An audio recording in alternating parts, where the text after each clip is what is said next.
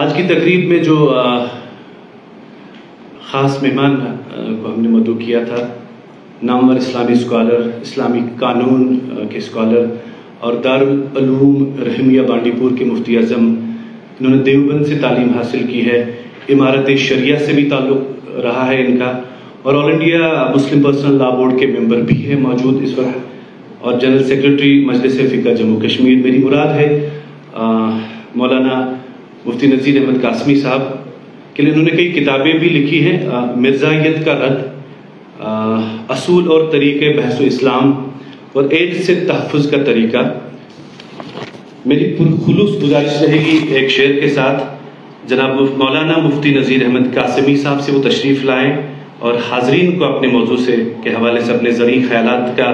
اظہار کریں۔ آپ کے لیے شعر رہے گا، نگاہ ہے عشق و مستی میں وہی اول وہی آخر، نگاہ ہے عشق و مستی میں وہی اول وہی آخر، وہی قرآن وہی فرقان وہی طٰہٰ وہی یاسین۔ مولانا مفتی نذیر احمد قاسمی صاحب۔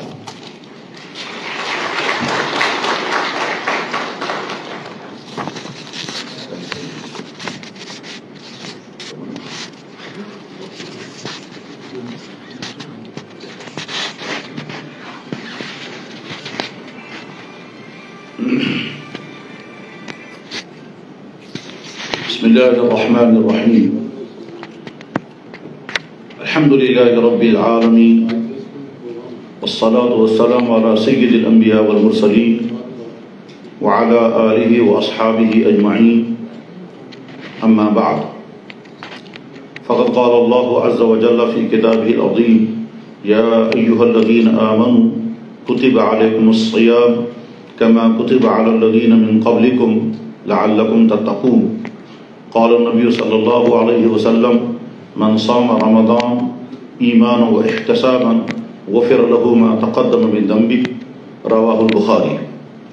صدق اللہ مولانا العظیم و صدق رسولہ النبی الکریم، ونحن علی ذلک لمن الشاہدین والشاکرین، الحمد للہ رب العالمین۔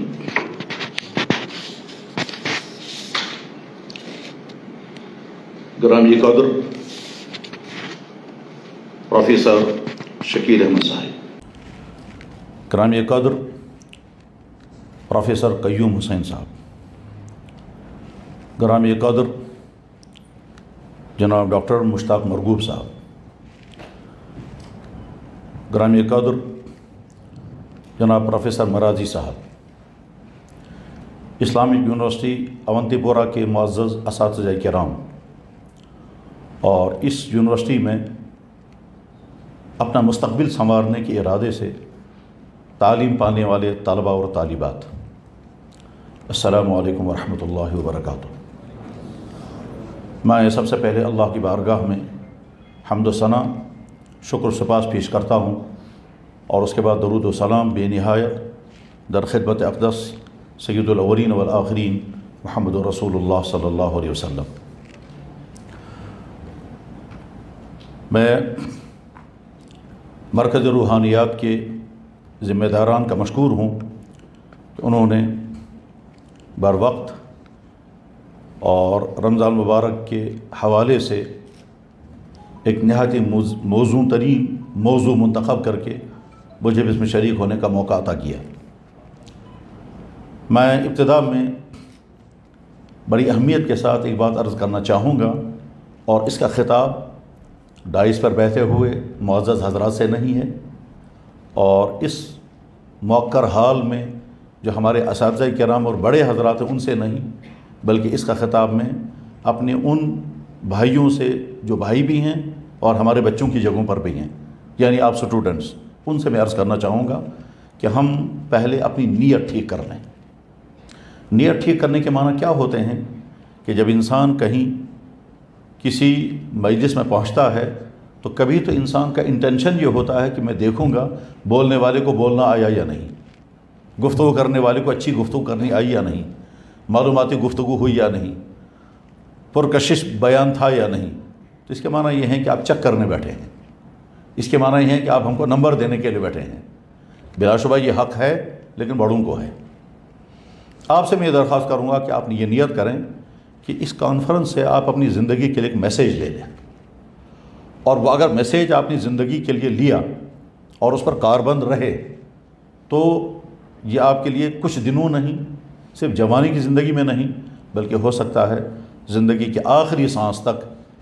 آپ کو گائیڈ کرتا رہے گا، آپ کو رہبری کا کام دیتا رہے گا، اور اس سے قدم قدم پر آپ بہت سارے فائدے اٹھا سکیں گے۔ یہ ڈیپینڈ کرتا ہے کہ آپ میسیج کتنا لے سکیں گے،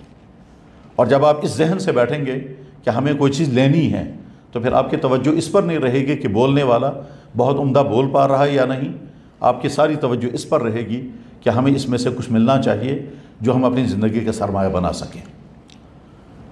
میں اس بات کو مدلل کرنا اگر چاہوں گا تو میں یہ عرض کر سکتا ہوں کہ اسلامی علوم میں علم حدیث سب سے عظیم ترین علم اور بعض اعتبار سے دیگر اسلامی علوم میں ممتاز علم ہے۔ اس علم حدیث کی سب سے محکم ترین کتاب بخاری شریف ہے، جس کا اصل نام تو ہے الجامع الصحیح المسند المختصر من امور رسول اللہ صلی اللہ علیہ وسلم و صفاتہ و ایامی۔ یہ اس کا اصل نام ہے۔ اس بخاری شریف کی پہلی حدیث وہی ہے جو ہم میں سے ہر شخص کی زبان پر ہوتی ہے، انما الاعمال بالنیات۔ اعمال کا دار و مدار نیت پر ہے۔ ایک علمی ادارے میں اس پوری حدیث کو سند کے ساتھ سنا دیتا ہوں۔ امام بخاری فرماتے ہیں کہ مجھ سے یہ حدیث بیان کی میرے استاد حمیدی نے، حمیدی کہتے ہیں مجھ سے یہ حدیث بیان کی میرے استاد سفیان نے، سفیان کہتے ہیں مجھ سے یہ حدیث بیان کی میرے استاد یحییٰ بن سعید انصاری نے، یحییٰ بن سعید انصاری کہتے ہیں مجھ سے یہ حدیث بیان کی میرے استاد محمد ابن ابراہیم تیمی نے، محمد ابن ابراہیم تیمی کہتے ہیں کہ مجھ سے یہ حدیث بیان کی میرے استاد علقمہ نے، اور علقمہ کہتے ہیں کہ میں مسجد نبوی میں موجود تھا، فاروق اعظم امیر المؤمنین حضرت عمر بن خطاب رضی اللہ تعالیٰ عنہ ممبر پر کھڑے ہو کر کے بیان کر رہے تھے۔ انہوں نے کہا قال رسول اللہ صلی اللہ علیہ وسلم انما الاعمال بالنیات۔ تو اعمال کا دار و مدار نیت پر ہے۔ تو ہم اپنی نیت ہی بنا لیں کہ میں اپنے بھائیوں کو کچھ وہ باتیں پہنچا سکوں جو ان کی زندگی کے لیے رہنمائی کا کام دے سکیں، اور اپنے نوجوان چاہے وہ ہمارے طلباء ہوں یا طالبات ہوں، یہ دونوں کوشش یہ کریں گے کہ اس میں آپ کی زندگی کے لیے اگر کوئی تعمیری میسیج اور تطہیری پیغام آ رہا ہو تو آپ اس کو اپنی زندگی کا سرمایہ بنا لیں، اور ہو سکتا ہے بہت مرحلوں پر آپ بہت پریشانیوں سے بچ جائیں گے، اور بہت مرحلوں پر آپ صحیح فیصلہ کرنے میں کامیاب ہو جائیں گے۔ حضرات، روزے کے روحانی اثرات، روزے کے اخلاقی اثرات، روزے کے جسمانی اثرات، اس میں کوئی شک نہیں، ہرگز کوئی شک نہیں، روزہ وہ عبادت ہے جس کے اثرات انسان کے صحت پر بھی ہوتے ہیں، انسان کے اخلاق پر بھی ہوتے ہیں، انسان کی نفسیات پر بھی ہوتے ہیں، انسان کی روحانیات پر بھی ہوتے ہیں، اس میں کوئی شک ہی نہیں ہے۔ لیکن اگر ہمیں شک ہوتا ہے تو اس کی وجہ یہ ہے کہ ہم روزے کو اس طرح نہیں رکھتے ہیں جس طرح سے روزہ رکھا جانا چاہیے۔ نتیجہ یہ ہے کہ ہم روزے کے نہ جسمانی فائدے اٹھا پاتے ہیں، نہ روزے کے اخلاقی فائدے اٹھا پاتے ہیں، نہ روزے کے روحانی فائدے اٹھا پاتے ہیں۔ رمضان سے پہلے جیسے ہم ہوتے ہیں، رمضان کے بعد بھی ویسے ہی ہوتے ہیں۔ تو دراصل روزوں کے اندر تاثیر یقیناً ہے ہر چیز کو متاثر کرنے کی، انسان کی صحت، انسان کا اخلاق، انسان کی سوچ، انسان کے خیالات، انسان کے نفسیاتی زندگی اور انسان کی روحانیت، ہر چیز کو متاثر کرنے کی صلاحیت یقیناً ہے، اور فائدے اٹھانے والے یقیناً فائدے اٹھاتے ہیں ہمیشہ سے، آج بھی۔ انسان دو چیزوں سے مل کر بنا ہے، ایک انسان کا روح، انسان کی روح، اور ایک انسان کا جسم۔ تیسری چیز ہے دماغی صلاحیتیں۔ یہ جو دماغی صلاحیتیں ہیں، ان دماغی صلاحیتوں میں شعور، فکر، سوچ، عزم، ارادے، تمنائیں، خواہشات، خوف، یہ تمام کا تعلق انسان کی دماغی صفات کے ساتھ ہے۔ تو اب انسان گویا تین چیزوں کا مجموعہ ہوا، دماغی صلاحیتیں، روحانی صلاحیتیں اور جسمانی صلاحیتیں۔ جیسے انسان کا جسم اچھے سے اچھا بھی ہو سکتا ہے اور خدا نخواستہ بیماریوں کا شکار بھی ہو سکتا ہے، ٹھیک اسی طرح سے انسان کی عقل، انسان کی سوچ اچھی سے اچھی بھی ہو سکتی ہے اور طرح طرح کی خرابیوں کا شکار بھی ہو سکتی ہے۔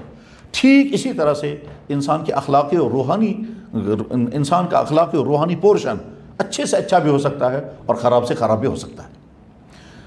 ایسا ممکن ہے کہ ایک انسان جسمانی اعتبار سے بہت فٹ ہے لیکن روحانی اعتبار سے وہ ہرگز درست نہیں ہے، یعنی ممکن ہے فزیکلی انسان بالکل مکمل ہو لیکن سپریچولی انسان طرح طرح کی خرابیوں، طرح طرح کی خامیوں، طرح طرح کی ان چیزوں کا شکار ہوگا جو انسانیت کے لیے فخر نہیں شرم کی بات ہوتی ہے، لیکن اسے احساس بھی نہیں ہوتا ہے کہ میں انسان کے روپ میں درندہ جیسا کیوں ہوں۔ دراصل درندگی اور انسانیت اس کا تعلق انسان کی روحانی صفات سے ہے۔ انسان کے جسم سے وہی صادر ہوگا جو اس کے خیالات ہوں گے، جو اس کے روحانی جذبات ہوں گے۔ روحانی جذبات و خیالات اگر درست ہیں تو انسان کے جسم سے صادر ہونے والی تمام حرکات صحیح ہوں گی، اور اگر انسان کے اندرونی حالات صحیح نہیں ہیں تو انسان کے جسم سے صادر ہونے والے حرکات اور حالات بھی وہی ہوں گی۔ جناب رسول اللہ صلی اللہ علیہ وسلم نے ارشاد فرمایا، الا فی الجسد مضغہ، اچھی طرح سے ذہن میں رکھو، تمہارے جسم میں ایک ٹکڑا ہے، گوشت کا ایک لوتھڑا ہے، اذا صلحت، اگر یہ درست ہو گیا، صلح الجسد کلہ، تو پورا جسم درست ہوگا، واذا فسدت فسد الجسد کلہ، اور اگر یہ بگڑ گیا تو سارا جسم تمہارا بگڑ جائے گا۔ یعنی تم اپنے جسمانی تمام سورسز سے دوسروں کو اگر راحت پہنچاؤ گے وہ تو تب جب تمہاری روحانی حالت صحیح ہوگی، اور اگر تمہاری روحانی حالت صحیح نہیں ہوئی تو نتیجہ یہ ہوگا کہ تم اپنی جسم کے تمام سورسز سے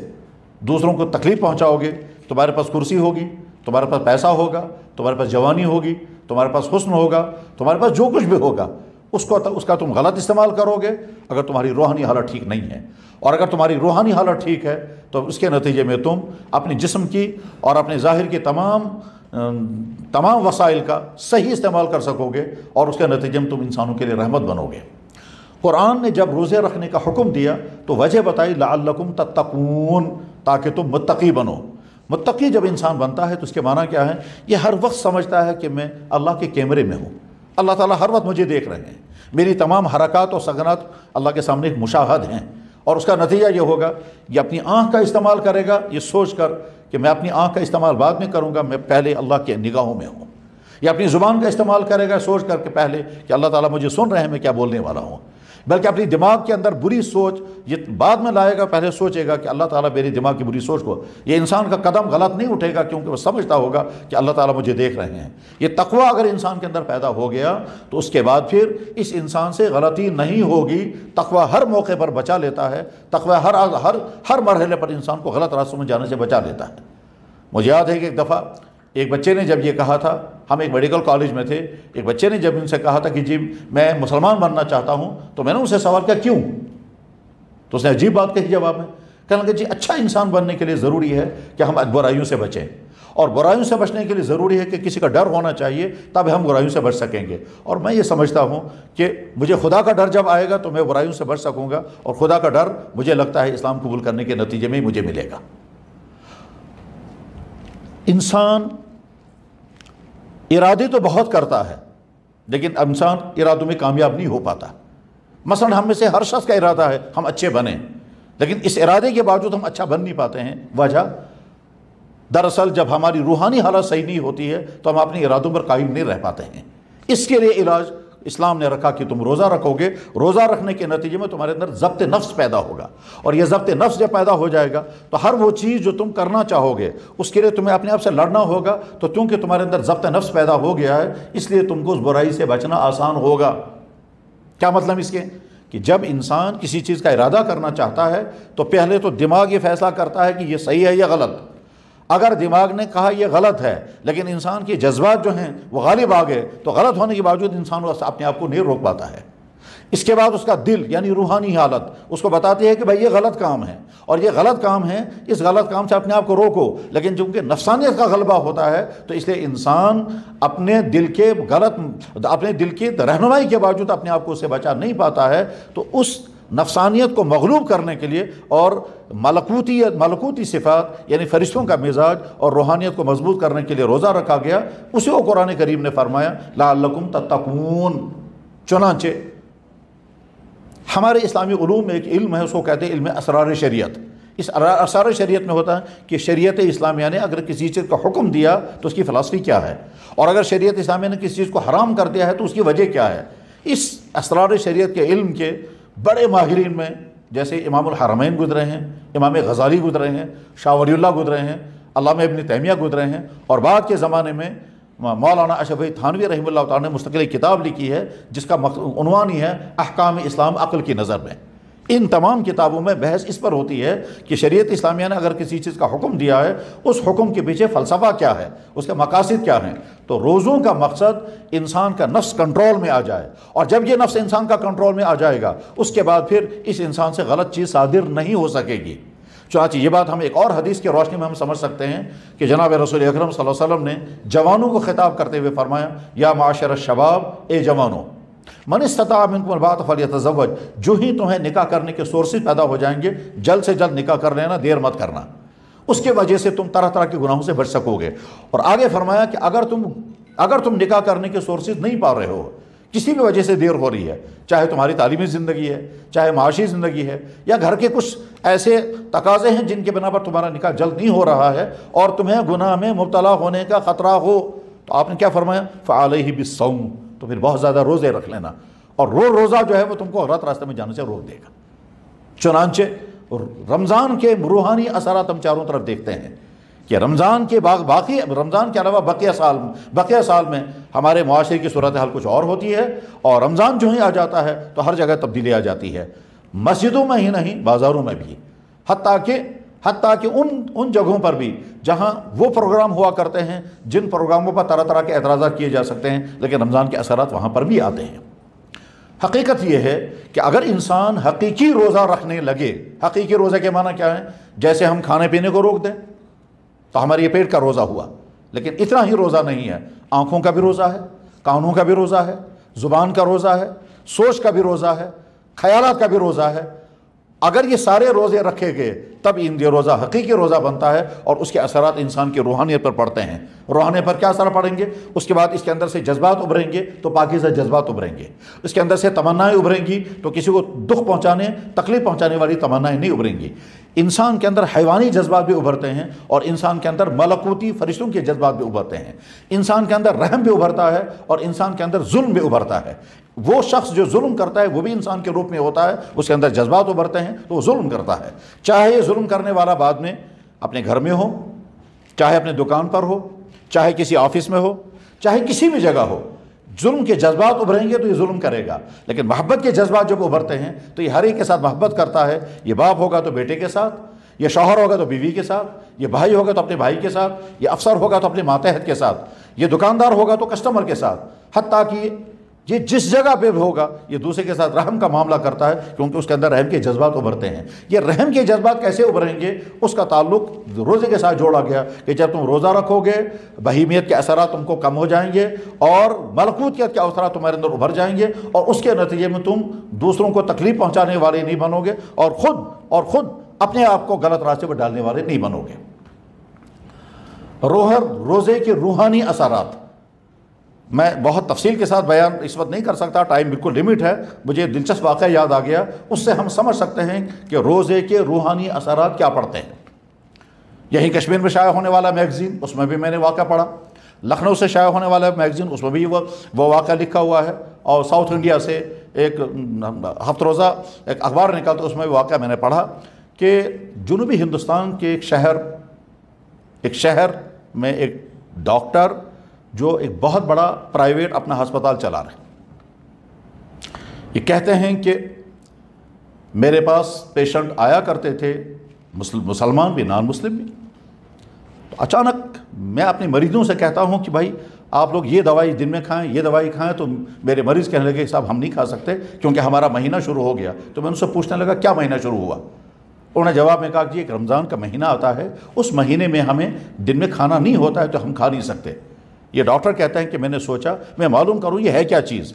تو انہوں نے کہا جی بس فاسٹنگ ہے، اور صبح سے لے کر کے شام تک کھانا نہیں ہوتا ہے، باقی ایام میں ہم کھا سکیں گے، باقی ٹائم میں ہم کھا سکتے ہیں۔ یہ ڈاکٹر کہتے ہیں کہ میں نے دلچسپی لی، اور اس کے بعد پھر یہ ان کے روزے کا سارا سسٹم سمجھا، سارا سسٹم سمجھنے کے بعد پھر میں نے سوچا میں خود ٹرائی کر کے دیکھوں گا۔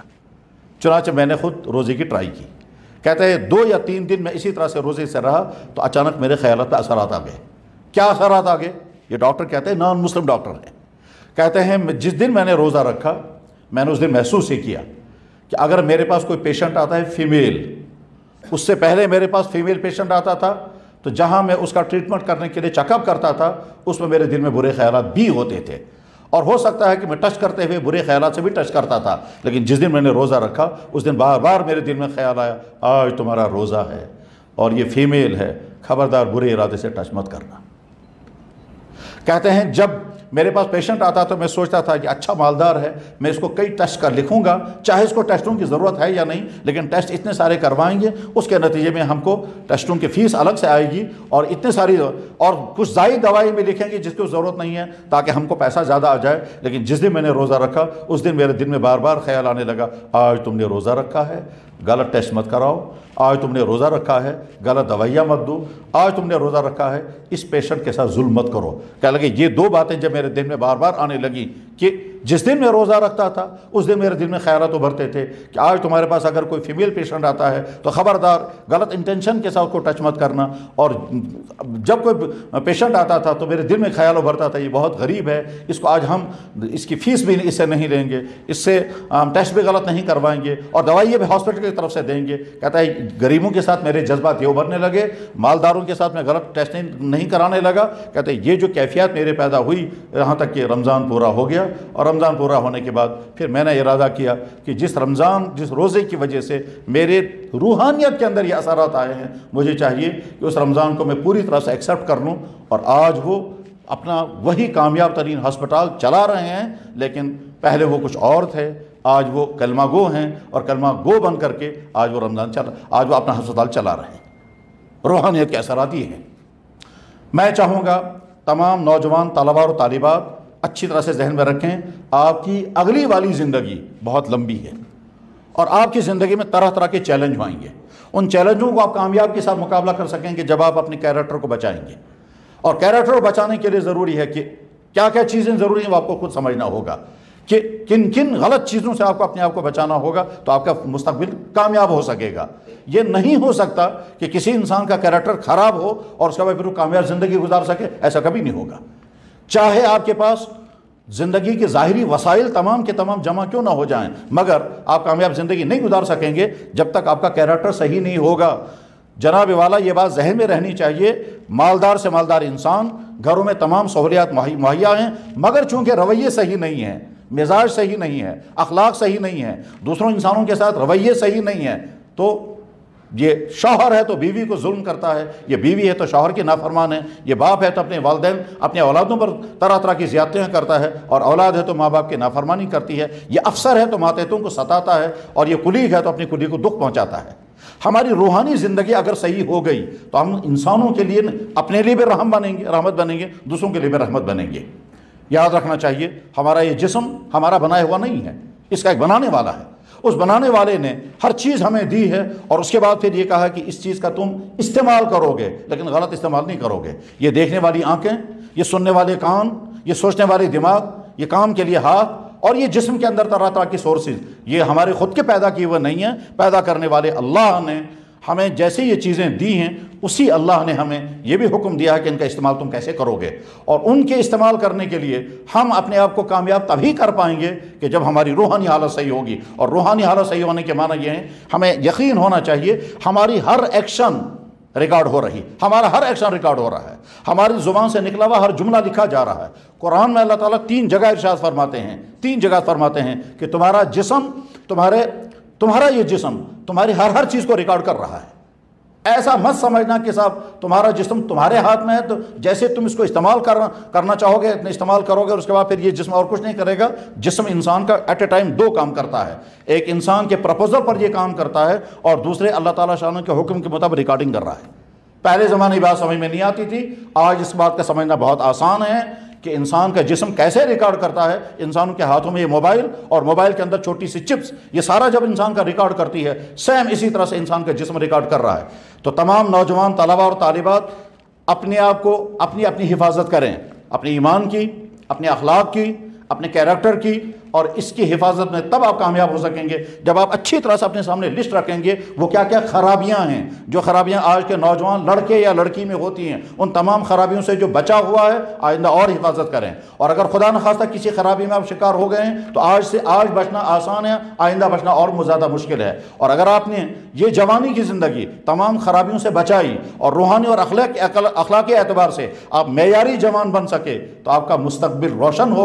روشن ہوگا اور آپ سرمایہ بنیں گے اپنے والدین کے لیے بھی، آپ سرمایہ بنیں گے اپنے اساتذہ کے لیے بھی، آپ کافی فخر ہوں گے اپنی اس یونیورسٹی جس سے پڑھ کر کے آپ نکلے ہیں، اور آپ اپنی قوم کے لیے بھی سرمایہ بنیں گے۔ اللہ کرے ہماری روح پاکیزہ سے پاکیزہ ہو، ہمارے اخلاق بہتر سے بہتر ہو، ہم نفسیاتی طور پر بھی تمام بیماریوں سے اور جسمانی طور پر تمام بیماریوں سے محفوظ تر زندگی گزار سکیں۔ میں اسی آیت کو بھی دوبارہ پڑھ کر کے اللہ تعالیٰ شان و فرماتے ہیں لعلکم تتقون، تمہارے اندر اگر تقوی آ گیا تو تقوی کے بعد کی زندگی جو ہے وہ انسان کی مثالی اور معیاری زندگی ہوتی ہے، اور تقوی کی مثالی اور معیاری زندگی کا نمونہ محمد الرسول اللہ، جن کی زبان سے کسی انسان کو کبھی کوئی تکلیف نہیں پہنچی، جن کے رویوں سے کبھی کسی انسان کو کوئی تکلیف نہیں پہنچی، جس نے 10 لاکھ مربع میل پر حکومت قائم کی، لیکن جن کے گھر میں کھانا بھی 2 وقت کا نہیں ہوتا تھا، اور انہوں نے اپنے ان تمام سورسز کا اپنی ذات کے لیے غلط استعمال، اور جب دنیا سے گئے تو کوئی بیلنس چھوڑ کر نہیں گئے، ازواج مطہرات کے پاس کھانے کا انتظام نہیں تھا، اور محمد رسول اللہ دنیا سے رخصت ہو گئے۔ روحانی زندگی کا مینارہ نور محمد الرسول اللہ۔ وآخر دعوانا الحمدللہ رب العالمین۔